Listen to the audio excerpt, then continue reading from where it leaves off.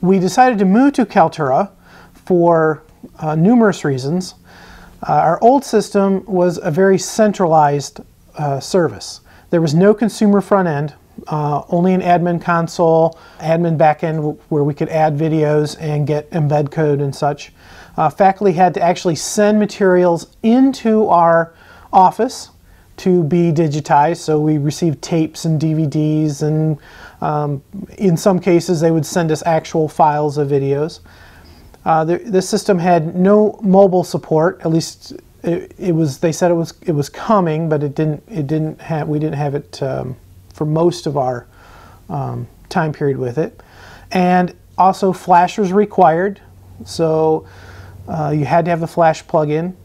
And most importantly, there was no adaptive bitrate. So everything was digitized at a single bitrate.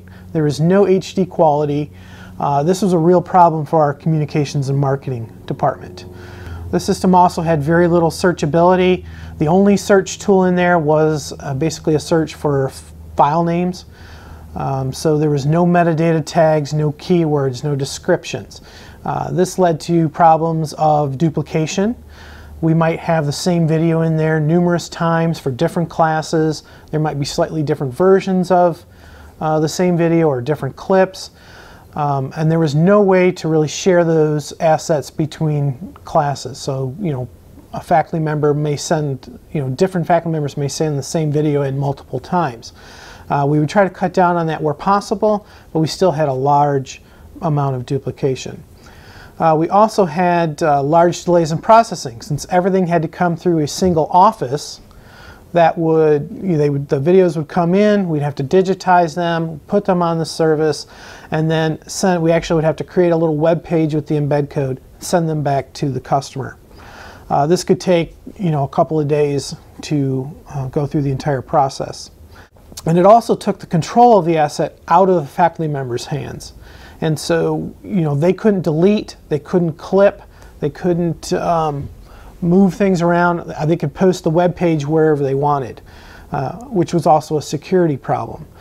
We had to make sure we were careful with copyrighted material, and sending out web pages was not an ideal solution for that.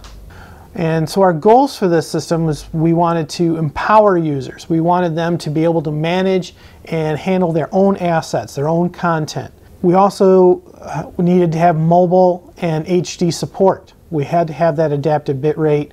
Our communications and marketing spent a lot of money having very nice videos created, and they wanted them to be shown in the best resolution possible. And then finally, we wanted to cut down on the redundancy and duplication of effort and have a shared repository that all faculty members could access. We have some specialized content for our various programs. One example is our Accident Investigation and Aviation Safety program. They use a lot of airplane crash videos as part of case studies. And while many of these videos can be found on the internet, by having a specific archive of them, it made it easier for faculty members to pull and put them into their courses.